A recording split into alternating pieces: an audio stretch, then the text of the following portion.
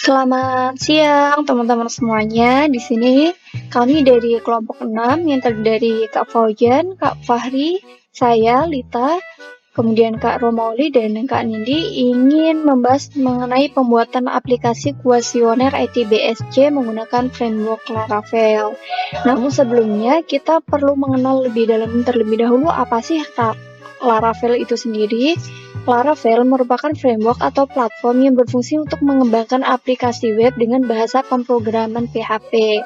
Nah, Laravel ini sendiri diluncurkan pada tahun 2011 dan pada tahun 2015 Laravel sudah mendapatkan bintang paling banyak di GitHub.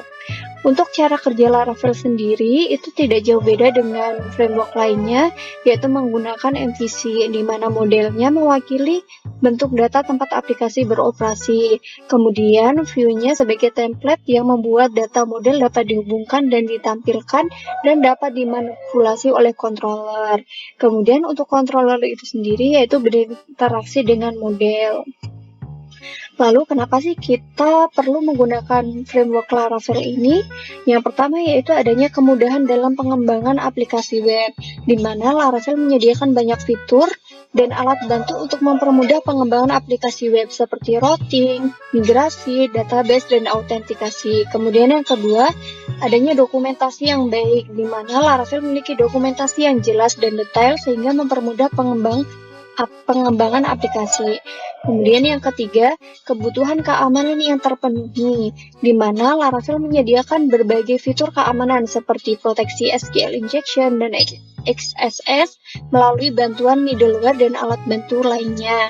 Kemudian yang keempat adalah ekstensibilitas, di mana Laravel menawarkan integrasi dengan berbagai package dan library eksternal sehingga memperluas fungsionalitas dasar framework. Kemudian yang kelima, kompatibilitas dengan berbagai teknologi, di mana Laravel ini kompatibel dengan berbagai teknologi seperti database, caching, dan querying. Kemudian yang keenam adalah komunitas yang aktif. Walaupun framework Laravel ini baru launching di tahun 2011, namun Laravel memiliki komunitas yang aktif sampai sekarang dan terbuka yang membantu dalam pengembangan aplikasi dan pemecahan masalah. Kemudian untuk selanjutnya akan dijelaskan terkait cara instalasi framework Laravel ini. Berikut adalah cara instalasi framework yaitu Laravel oleh tim 6. Step pertama yaitu kita harus memastikan bahwa kita sudah menginstal SAMPP dan mengaktifkan Apache dan MySQL. SAMPP itu adalah software yang berguna untuk menginstal atau memasang localhost pada PC atau laptop. Dengan menginstal SAMPP, maka database MySQL dan PHP-admin juga akan ikut terinstall karena ketika menyimpan database website akan membutuhkan MySQL dan untuk mengelola database dengan mudah akan membutuhkan PHP-admin. Kemudian berikut adalah tampilan ketika kita sudah berhasil untuk mengaktifkan modul Apache dan MySQL pada SAMPP. Kemudian ini step 2, kita harus download Laravel dengan Composer. Step pertama yaitu kita harus mengakses terminal, di mana kita harus membuat perintah cd/application/sampp/sampp-files/htdocs. Kemudian step yang kedua yaitu kita harus menginstal Laravel. Perintah yang harus kita buat adalah composer create project prefer this Laravel tugas 4 kelompok, dimana dengan keterangan perintah create project itu adalah perintah untuk membuat project baru dan perintah prefer this itu untuk memerintahkan instalasi Laravel versi yang direkomendasikan atau versi yang stabil atau terbaru. Kemudian tugas _4_ kelompok itu adalah nama project Laravel yang ingin dibuat.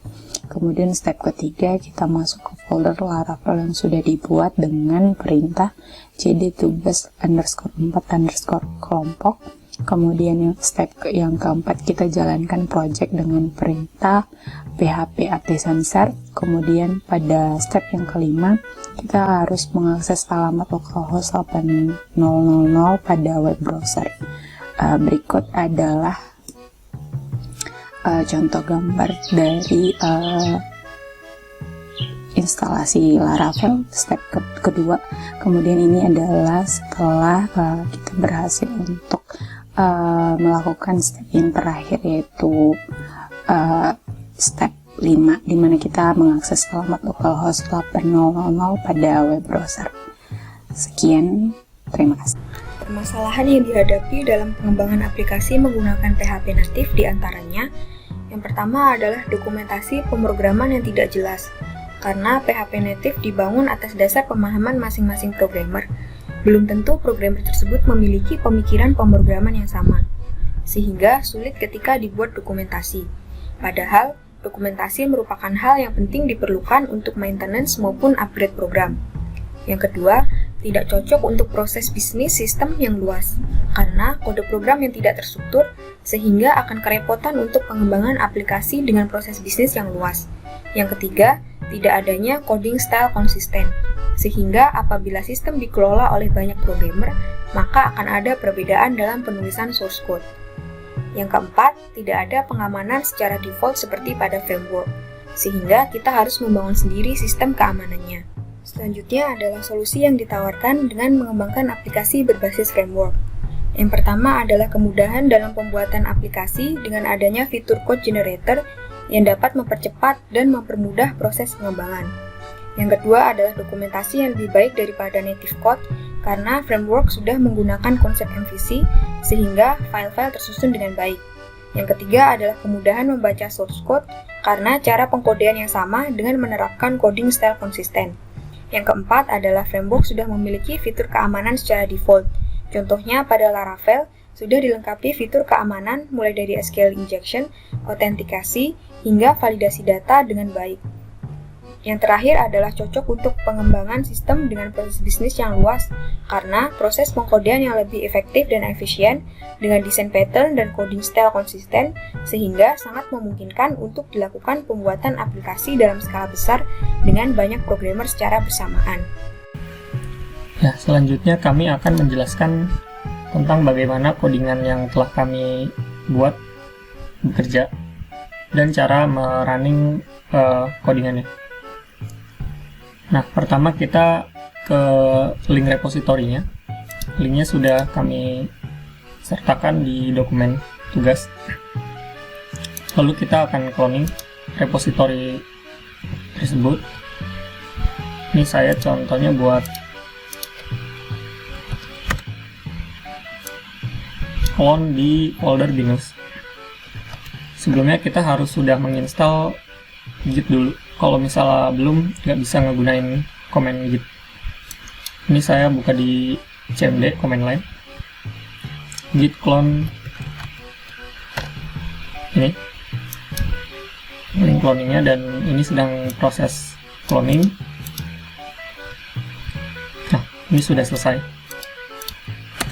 Lalu kita akan pindah ke direktori tugas 4 kelompok, dan saya buka di code editor saya, yaitu Visual Studio Code.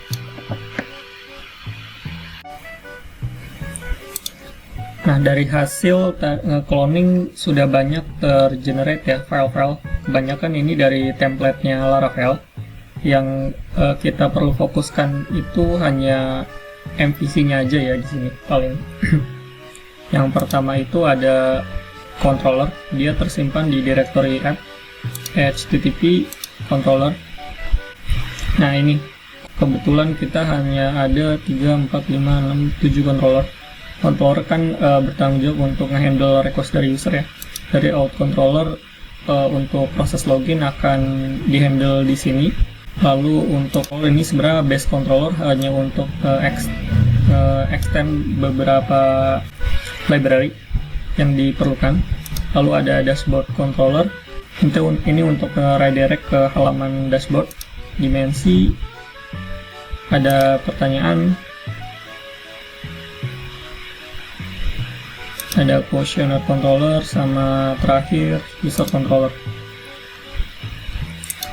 Nah, selanjutnya dari controller ini akan redirect ke view ya yang diperlukan.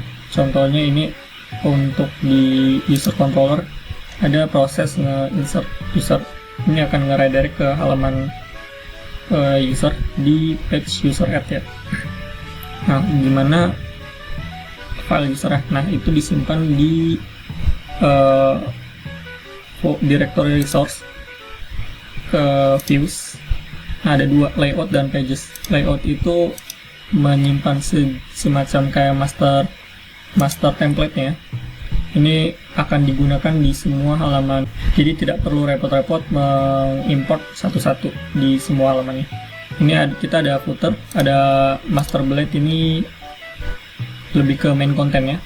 Lalu ada sidebar untuk menu di samping kiri. Selanjutnya ada pages atau halaman. Sini kita lumayan banyak ya, dari dimensi ada 3 buah halaman, ada add, ada edit, dan index atau list sih maksudnya. Lalu untuk di home itu hanya ada 1, pertanyaan ada 3, questionnaire ada 1, user ada 3, dan terakhir ini di halaman login. Nah, yang terakhir itu di model ya. Yang pertama ada dimensi, kita ada 4 model. Pertama ada dimensi, udah jawaban, questionnaire, dan user. Nah, untuk di model ini ada beberapa properti ya. Yang pertama tabel, ini nama tabelnya. Lalu untuk primary key, kita nge-set primary key-nya di sini ID dimensi. Lalu timestamp. Ini timestamp kayak untuk keperluan audit. Ini kapan sih di created-nya gitu, created datanya. Ini kebetulan kita bikin false. Nah, ini untuk field-fieldnya nanti di database. Kebetulan kita ada 3, jadi hanya 3 aja di sini untuk dimensi. Nah, kurang lebih seperti itu. Selanjutnya saya akan mendemokan bagaimana web ini bisa running. Oke. Yang perlu kita lakukan untuk pertama kali itu kita harus menginstal Composer dulu ya. Jadi di sini saya buka command line, lalu menuliskan Composer install. Composer install ini akan menginstal dependensi atau library yang diperlukan di project ini. Ini agak lama untuk downloadnya. Saya sudah mendownload sebelumnya di sini ya, folderannya. Nah, setelah Composer terinstall, akan tergenerate satu folder baru, yaitu vendor. Sini vendor berisi dependensi yang diperlukan di project ini. Nah, selanjutnya meng-setup database. Di sini ada file.env. Ini berisikan pengaturan-pengaturan di aplikasi kita. Nah, untuk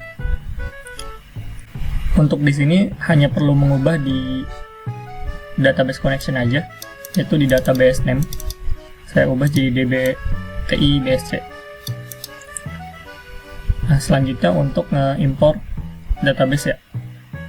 Ada di folder database sudah disediakan script untuk nge-create dan nge-fill beberapa data yang sudah ditentukan sebelumnya. Lanjut aja. Kita sebelumnya harus sudah menginstal SAMPP, dan kebetulan saya sudah install dan running juga.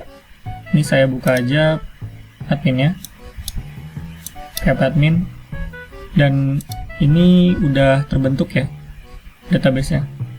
Tapi nggak apa-apa, saya delete lagi aja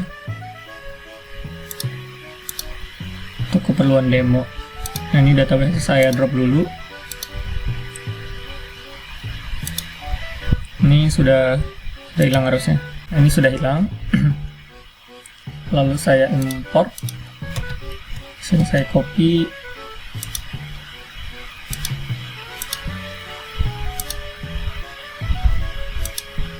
Nah, database saya buat dulu. Lalu scriptnya yang tadi saya copy ditaruh di sini, klik enter. Nah, ini sudah terbentuk database-nya ya, serta data-datanya juga, mulai dari struktur dan data-datanya. Nah, selanjutnya kita bisa langsung running menggunakan komen php artisan serve.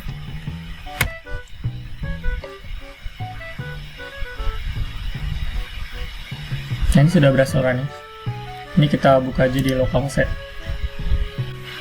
Ini tampilan awalnya harusnya seperti ini, mulai dari login.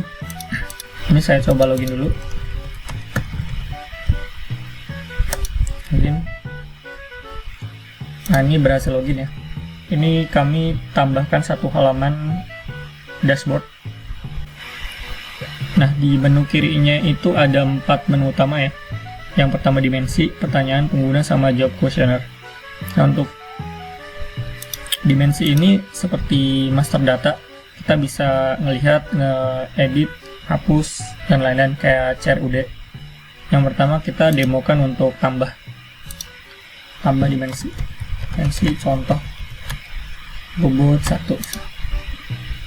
Kita save change, ini berhasil ya, kita tambah. Lalu kita edit, bobotnya jadi 5. Save change, nah ini berhasil terubah juga. Lalu kita delete, ini berhasil di delete. Nah, untuk pertanyaan juga kurang lebih sama fungsinya CRUD.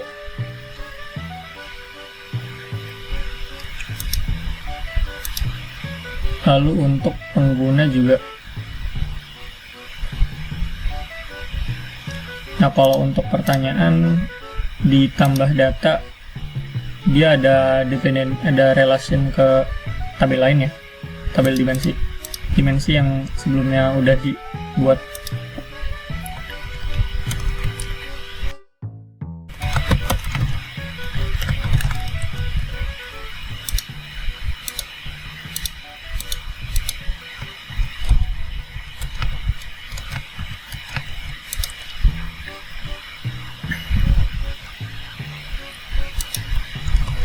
Contoh ini kayak saya search, ini pertanyaan yang berhasil dibuat ya.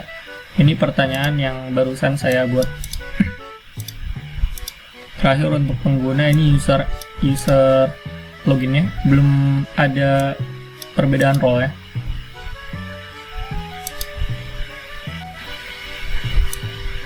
Ini kuesioner yang nantinya akan diisi oleh user ya.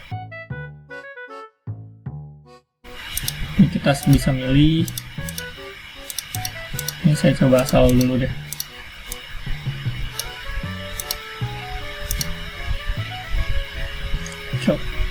Nah, ini berhasil tersimpan. Simpan.